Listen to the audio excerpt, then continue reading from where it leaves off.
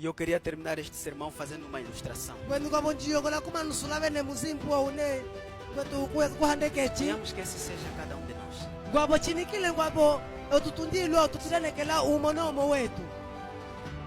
Está furado, irmãos. Vamos continuar a colocar? Vamos? Assim é a nossa relação com Deus. Quando a Bíblia diz assim: vocês recebem salário, colocam no saco furado. Neste sentido, é um desperdício colocar água no recipiente furado, sim ou não? Por isso que Jesus disse: se do pouco fores fiel, no muito te colocarei. Bom dia, povo santo de Deus.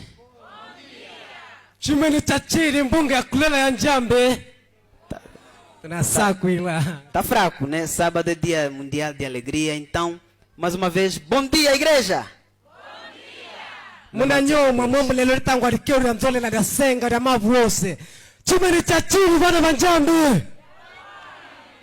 Melhorou. Melhorou e muito. É muito provável que você veio, sentou e não tiveste o privilégio de abraçar o teu irmão.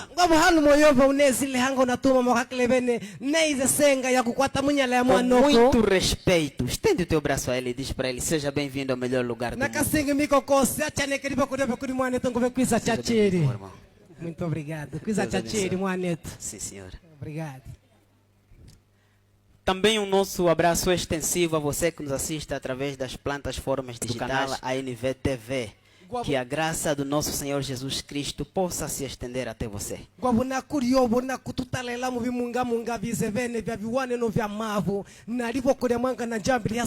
Amados, estamos num programa especial.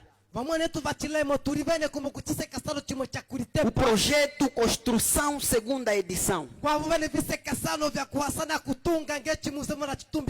Com o tema: quem construirá o templo do Senhor? Quando me foi colocada a proposta, eu fiquei a pensar: qual seria o texto a partilhar com a igreja?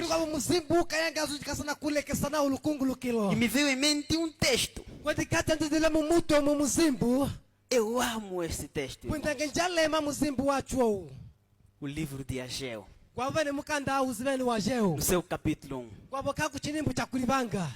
Um texto distante de nós no tempo e no espaço. Mas ela combina com a nossa realidade hoje. Ela combina com a situação que a igreja vive hoje. Ageu, o segundo livro mais pequeno do Antigo Testamento. Um dos profetas menores. No capítulo 1, verso 3 a 8. O profeta Ageu vem escrevendo: veio, pois, a palavra do Senhor pelo ministério do profeta Ageu, dizendo: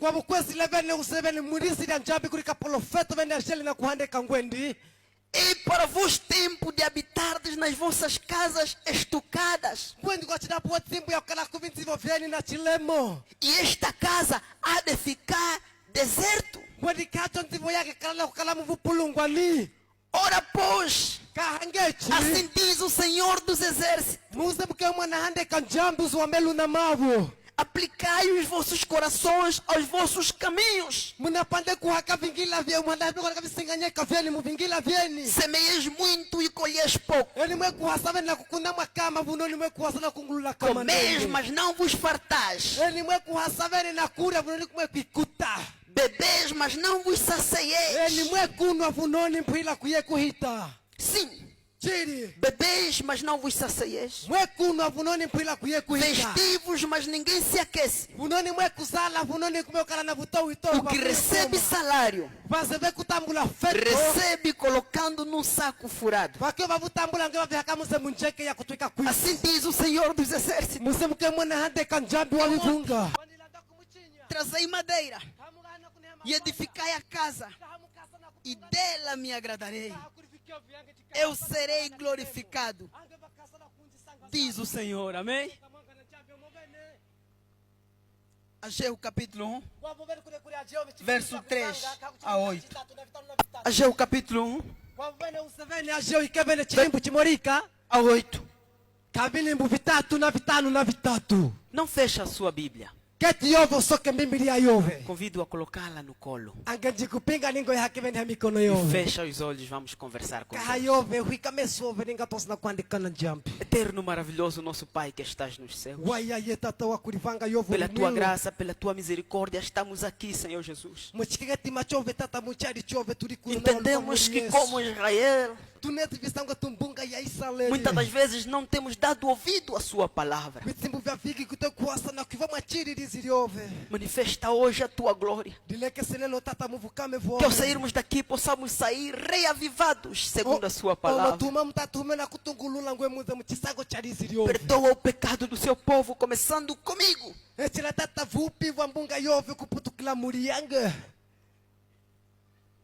Começando comigo. São as graças que suplicamos.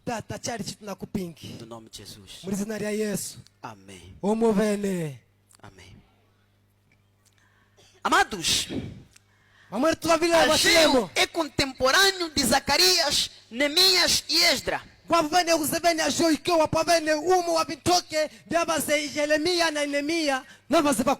Ageu e Zacarias, dois profetas que se levantaram em 538 a.C.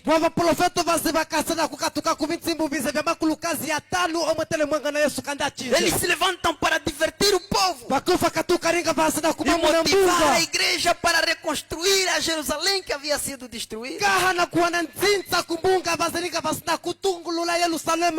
Amados, quando Israel sai do cativeiro, quando eles saem de Babilônia, a primeira coisa que Israel faz é segurar nos instrumentos de construção e colocarem a mão na massa e começarem a reconstruir Jerusalém. Só que a história diz que os samaritanos não ficaram satisfeitos com este trabalho. Samaritanos que são irmãos dos judeus, são da mesma linhagem. Só que no momento os samaritanos separaram-se com os judeus.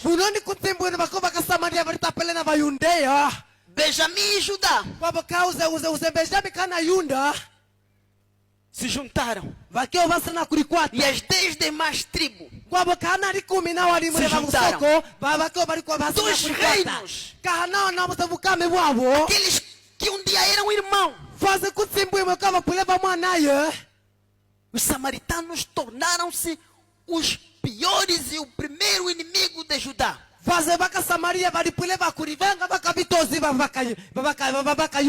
Então os samaritanos criaram um plano, arquitetaram uma calúnia contra Judá.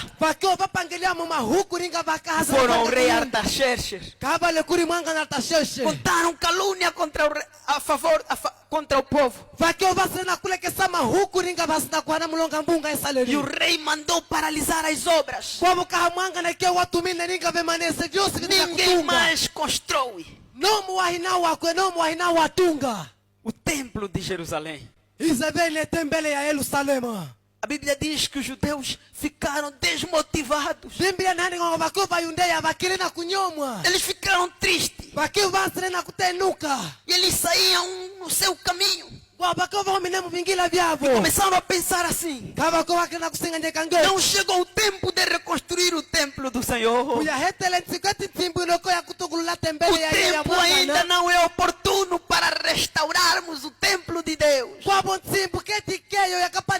Cada um começou a ir nas suas tarefas. Cada um começou a edificar a sua casa. Cada um começou a se preocupar com o seu próprio eu.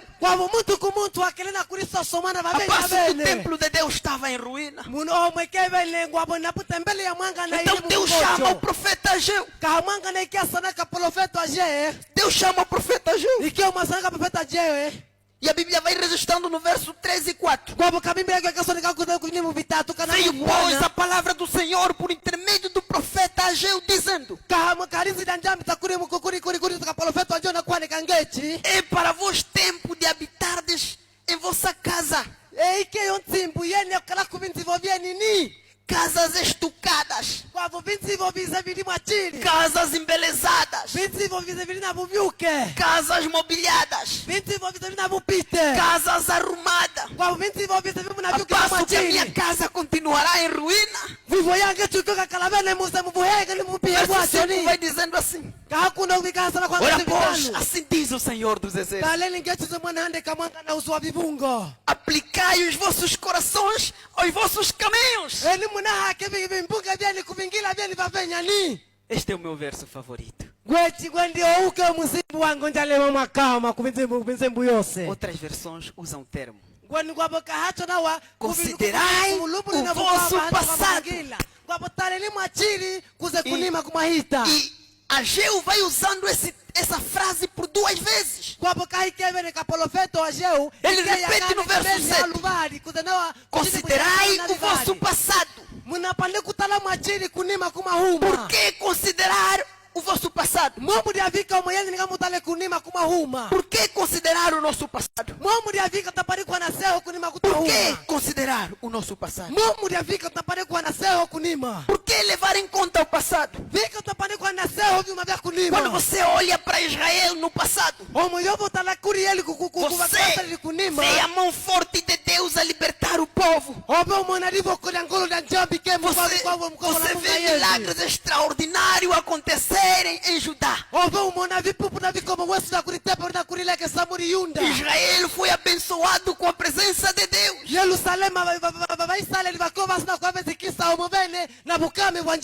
Amados, muitas vezes nos esquecemos do nosso passado. É perigoso se esquecer do passado. É perigo se esquecer do passado. Aonde o Senhor te tirou, a condição que você se encontrava, nunca deve se esquecer disso.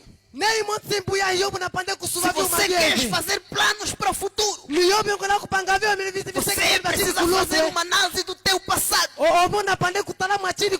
precisa analisar o teu presente. Você precisa perspectivar para o futuro. Só se projeta o futuro. Você analisa o teu passado. Israel se esqueceu do seu passado. E a escritora norte-americana vai dizendo: nós não teremos medos do futuro, a menos que nos esqueçamos de onde o Senhor nos tirou. Eu e você não teremos medo do futuro, a menos que venhamos nos esquecer de onde Deus nos tirou. Há 4 meses atrás, quando estávamos a nos despedir da igreja da Terra Nova,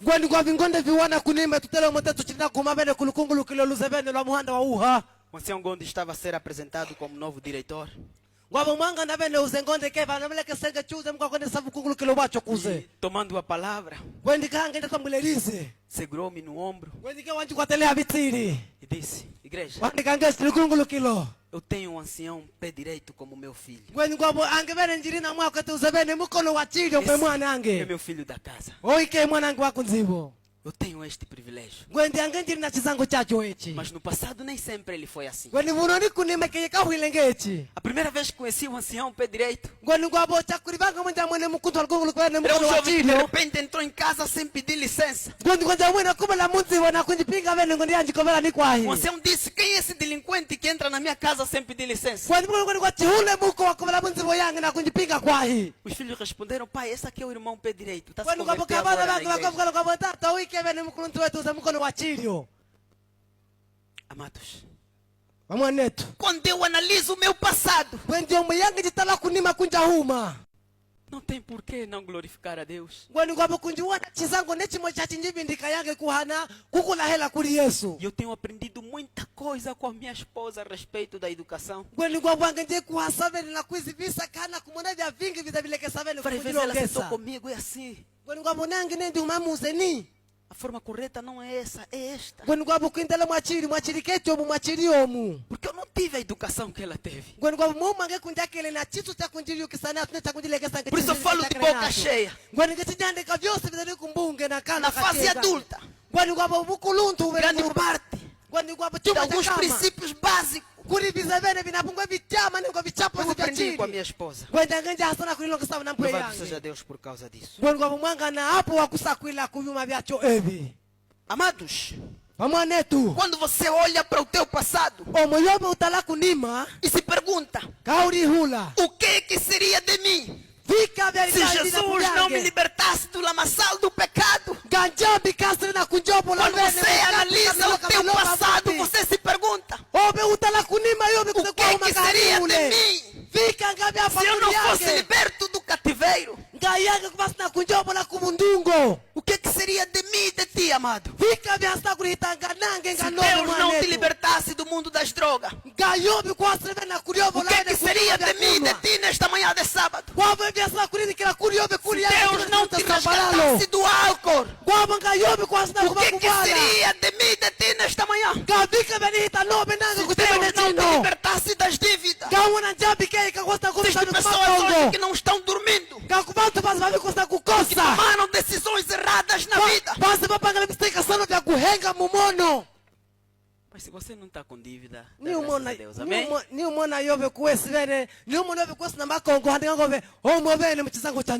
Se eu esteja a falar para alguém que está com dívida, também agradeça a Deus, pois elas nos ensinam a termos cautela na vida a respeito de alguns aspectos.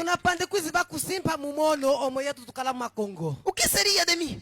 O que seria de ti? É provável que teríamos muitas mulheres, teríamos muitos filhos, problema atrás de problema, dor de cabeça nunca para. Quando você imagina onde Deus te tirou, você não tem como temer o futuro. Porque há uma mão poderosa agindo na tua vida. E o profeta vai dizendo, agindo Deus, quem impedirá? Agindo Deus, quem impedirá?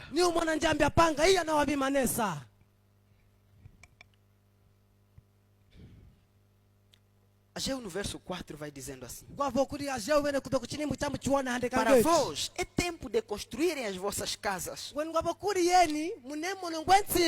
casas embelezadas, casas mobiliadas. Mas a minha casa está em ruína. A minha casa está debilitada. Vamos melhorar a pergunta fazendo uma aplicação nos nossos dias. Neste momento, onde todo mundo está preocupado com a vida financeira, a crise está a assolar a nossa sociedade. Somos chamados a sermos fiéis a Deus. Neste momento decisivo da história, Deus nos convida a sermos pessoas diferentes. Judá, quando sai da Babilônia, saíram como escravo, agora livre. Trabalharam duro para ganhar miséria. Imagina Judá não tem recursos financeiros suficientes. Mas Deus olha para a congregação e diz assim: o tempo de construir a minha casa não é amanhã, é hoje. É possível que eu esteja para alguém? Está a passar por problemas financeiros. Teu salário não acolhe as despesas de casa. Deus convida você, com pouco que você tem, fazer alguma coisa. A viúva que colocou a última moeda no tempo de Jesus.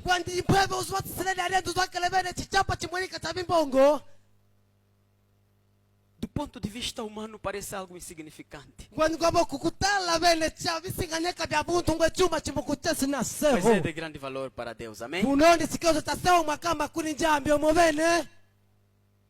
Amados, todos nós temos alguma coisa para dar. A viúva que foi colhido por Elias. Um bocado de farinha, um bocado de azeite. A comida para a última refeição. O último quilo de fuba. A única folha de couve. Nem se calhar tinha tomate. Mas esta mulher preparou uma refeição para o profeta de Deus. A Bíblia me diz que esta mulher foi ricamente abençoada. A viúva que recebeu o profeta Eliseu. Uma mulher cheia de dívidas. Ela sabia que ia morrer. O esposo lhe deixou com dívidas. Que fazer? Que decisão tomar? Quando esta mulher colhe o profeta de Deus, a Bíblia diz que o profeta disse: mulher, vai emprestar vasilha. Pega o maior número de vasilhas e traga. O milagre na vida desta mulher, as bênçãos de Deus só chegaram aonde findou a capacidade desta mulher. Se esta mulher colhesse todas as vasilhas do mundo, todas as vasilhas do mundo teriam azeite para esta mulher. Esta mulher recebeu onde terminou a sua capacidade. É isso que Deus faz na nossa vida. Deus nos abençoa mediante a nossa capacidade. Vamos então colocar aqui um parênteses. Amados, rico e pobre, à luz da Bíblia, não tem nada a ver com a quantidade de dinheiro que a pessoa tem.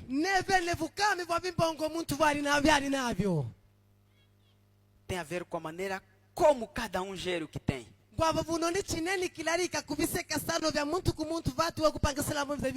Aqui nesta vida tem muito dinheiro, mas é pobre. É pobre. Porque pobreza tem a ver com a mente. Se este muito rico lhe tirarem tudo o que tem, nunca conseguirá ter sucesso na vida.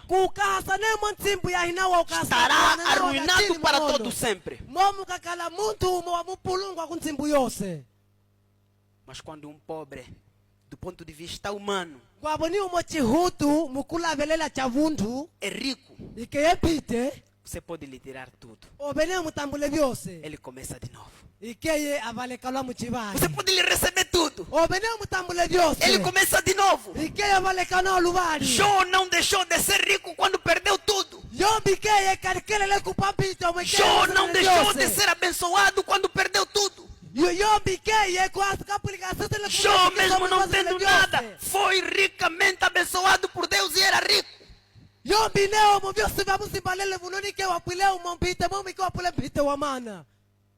O problema é que o rico que não tem nada, só lhe falta dinheiro. Assim mesmo que tiver uma oportunidade de dinheiro, acabou. A vida foi. Amados, quero fazer uma pergunta aplicando o nosso tema.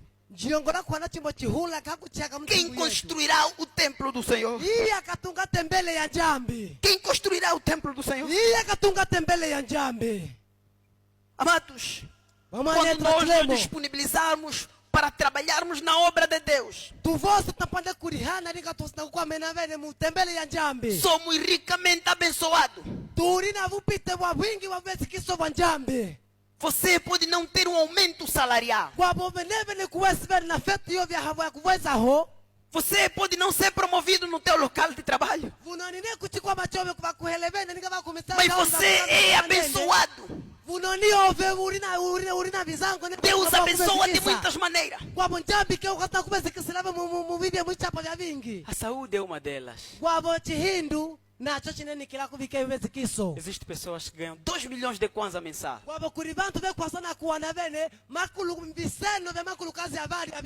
O problema de saúde é tanto que não sobra nada para cobrir as despesas.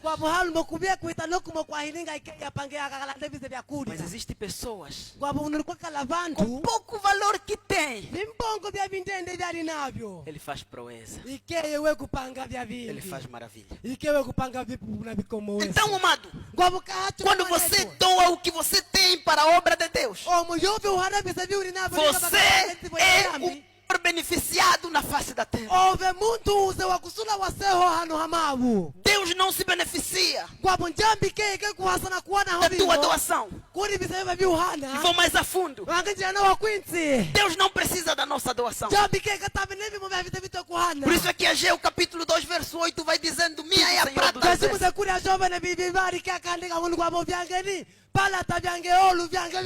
Por que Deus pede alguma coisa de nós? Resume-se nisso: é para o nosso benefício. É para o nosso benefício. E o primeiro benefício que advém de doarmos a nossa vida para Deus, Ele nos ajuda a vencer o egoísmo.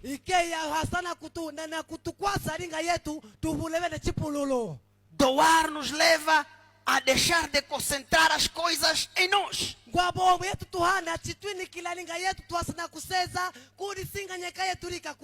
e olhar para os outros.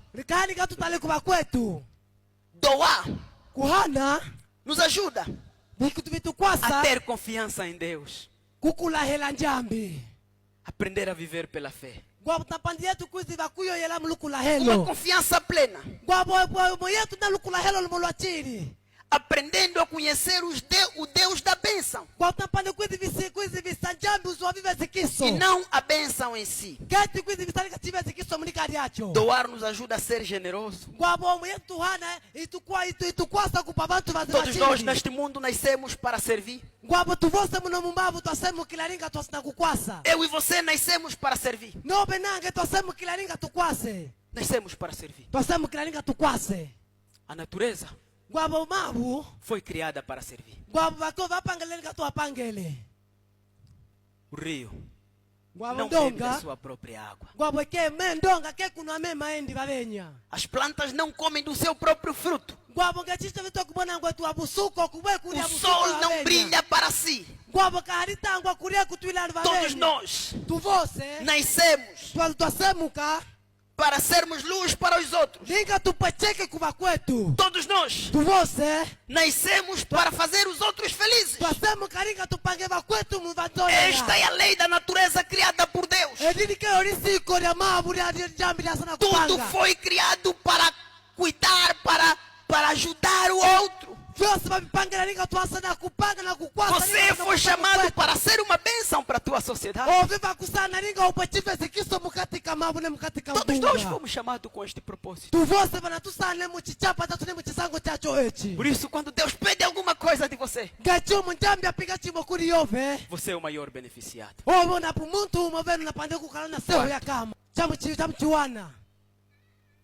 Doar nos ensina a sermos pessoas agradecidas. Quando você doa, você entende o que você tem não é teu, pertence a Deus. E essa é uma forma de agradecer a Deus. Esta é uma forma de dizer: Senhor, muito obrigado. Olha então o que a palavra de Deus vai dizendo no livro de Joel. E Ageu corrigindo. Ageu corrigindo. Ele vai dizendo assim no verso 6. Semeias muito e colheis pouco. Comeis, mas não vos fartais. Bebeis, mas não vos saciais. Vestivos, mas ninguém se aquece. O que recebe salário, recebe colocando num saco furado. Semeias muito, colheis pouco. Alguns anos atrás, quando entrei no gabinete da minha chefe, eu encontrei uma frase que me chamou a atenção. A frase dizia assim: não colhe o que você não semeou. Há quem semeou milho, quem colhe trigo. Isso não existe, irmãos. Há quem semeou manga, quer colher goiaba. É impossível, irmãos. Aquilo que nós semeamos, colhemos. Se é semear ódio em nosso coração, vamos colher ódio. Vamos colher amargura. Vamos colher ressentimento. Se é semear inveja, vamos colher exatamente isso. Porque Paulo dizia: ninguém se engane. Tudo que o homem semeia, isto também se fará. Tudo que o homem semeia, isto também colherá. A minha pergunta para você nesta manhã de sábado é: o que você está semeando? O que você está semeando?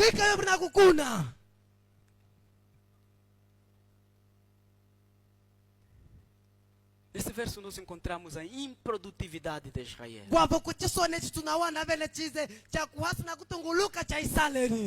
Semeavam muito, colhiam pouco. Comiam, mas não ficavam repletos. Bebiam, mas não matavam a sede. E eu queria terminar este sermão fazendo uma ilustração.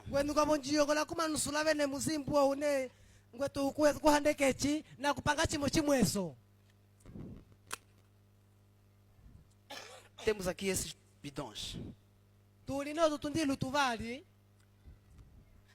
Suponhamos que esse seja cada um de nós.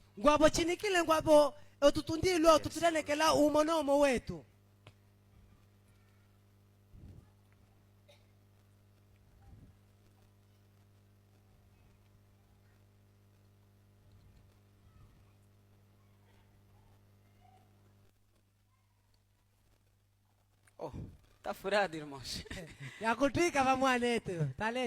Vamos continuar a colocar? Vamos? Assim é a nossa relação com Deus. Quando a Bíblia diz assim: vocês recebem salário, colocam no saco furado. É neste sentido.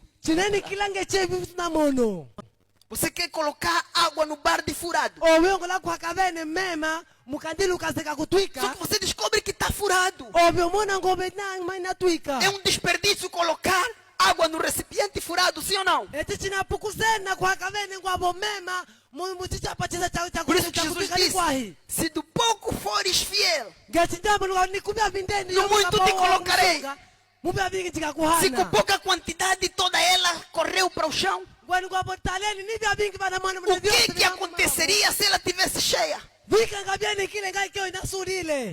A bênção que não vem na nossa vida é pela nossa condição. Deus olha, não, meu filho está com barde furado. E barde furado presta para ser colocado lixo ou roupa suja.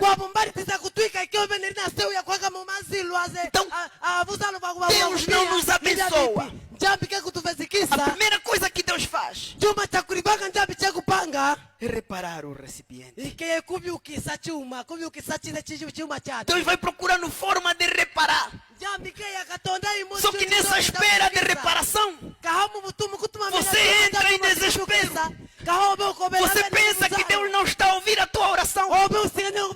Só que nesta fase de restauração, você acha que quando tinhas um emprego você doou para construir este templo de Jerusalém. Mas agora você está desempregado. Parece que Deus não ouviu a tua oração. Deixa Deus fazendo o seu trabalho. Deixa Deus reparando o recipiente. Deixa Deus fazendo restauração da nossa vida. Quando o recipiente estiver restaurado, Deus colocará água o bastante. Porque Ele tem a certeza. Colocando água, não haverá desperdício. Não haverá desperdício. Amados, o problema de Judá era exatamente este. E a reconstrução do templo de Jerusalém não começou quando os homens pegaram nos instrumentos de construção e começaram a construir. O processo da reconstrução de Jerusalém começou quando os homens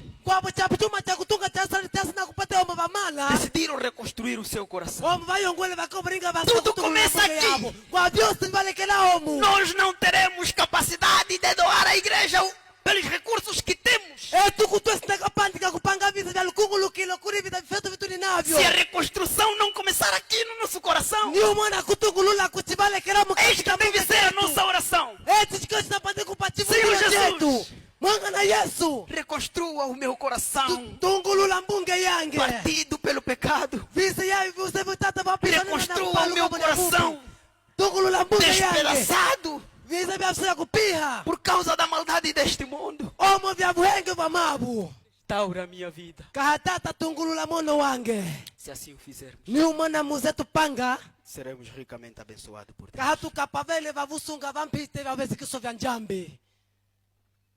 Daniel. No momento Daniel estava sentado. A Bíblia diz que Daniel estava a ler o livro do profeta Jeremias. Na medida que ele ia estudando a profecia, Daniel descobre que havia se cumprido o período profético de 70 anos de cativeiro.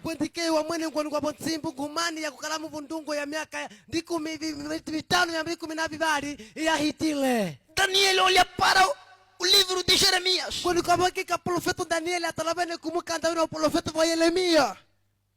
Olha para os céus e não vê nenhum sinal. Ele olha para a natureza.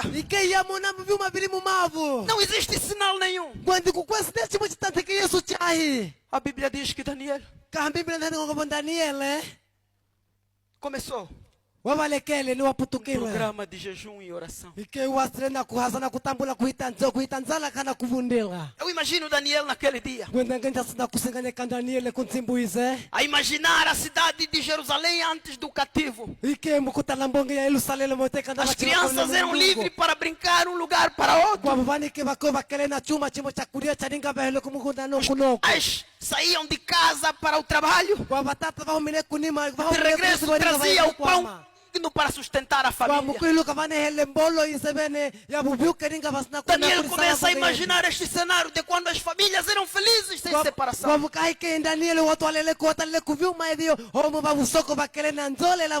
Daniel, com o coração pesado, cai em lágrimas. Possivelmente rasgou as suas vestes, sinônimo de arrependimento.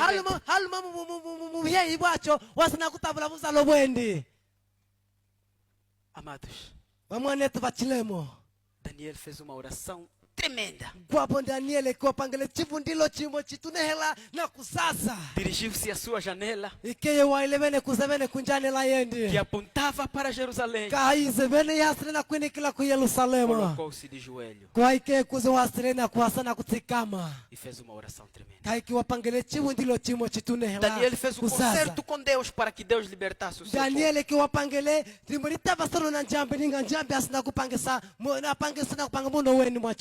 Enquanto estaremos ouvindo uma melodia especial, pensa nisso. Pensa nisso. A reconstrução do templo não começa quando as pessoas colocam a sua mão para reconstruírem, não. A reconstrução começa quando as pessoas doam a sua vida para Deus. A reparação começa quando Deus começa a restaurar o coração despedaçado. É possível que eu esteja a falar para alguém que está com o coração despedaçado. É possível que eu esteja a falar para alguém que está passando dificuldades financeiras. Hoje é o dia do compromisso. Um pacto com Deus hoje. Faça as promessas a Deus. E Deus é cumpridor das suas promessas. Deus estará cumprindo com a sua promessa. Então somente que nós somos chamados a honrar o nosso compromisso que fizemos com Deus. Pode ser que eu esteja a falar para alguém que nos visita pela primeira vez. Deus lhe convida também a nascer de novo.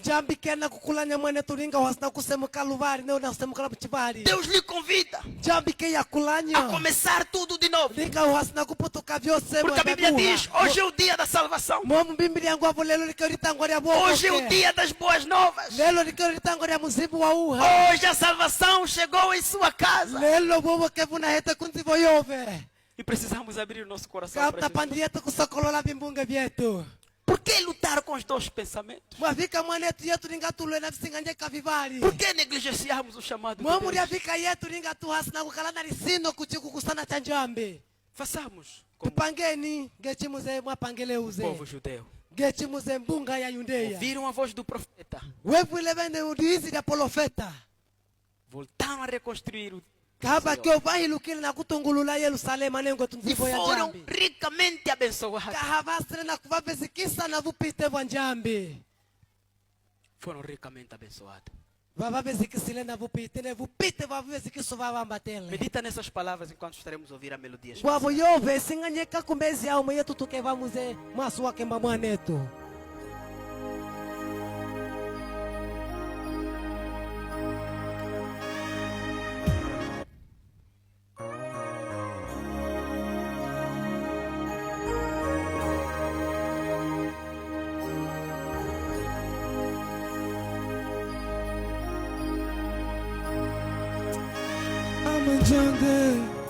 Só pecando leve Yesu kasi kuya volandi lulo gongo yove dawa shala ovyo kadila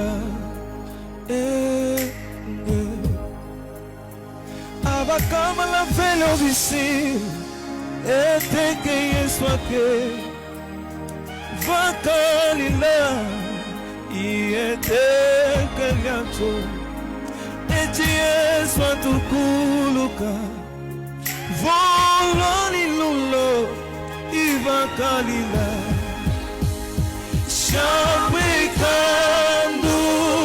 love yeso kasi okwia ishapoikando love Okasi Chapecando love Uebi webe Yesu yango kasokuya Chapecando love Chapecando love Yesu kasokuya Cho abakava la vele obisila bakapia echeso akia etekelia cho abava palala okulo abakwavo bakapia echeso akia yio beshapo shapo webi Yesu kasi okwia obe shapo shapo webi wobe unyabuwe Yesu kasi okwia ishapikando love Yesu kasi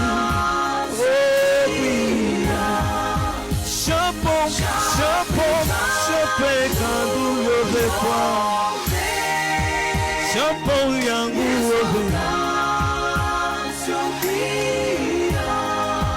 Chapecando love Ekando love Yesu kasi Olali okanso puso linda Ome chapecando love Yesu kasi okasopia chapecando love Yesu yango okasopia Yesu yango okasopia chapecando ekando love Yesu okasopia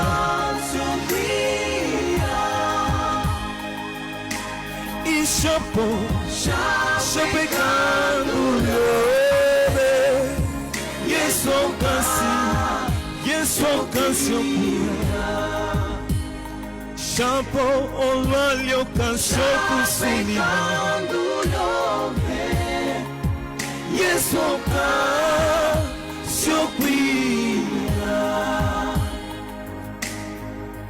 chapecando love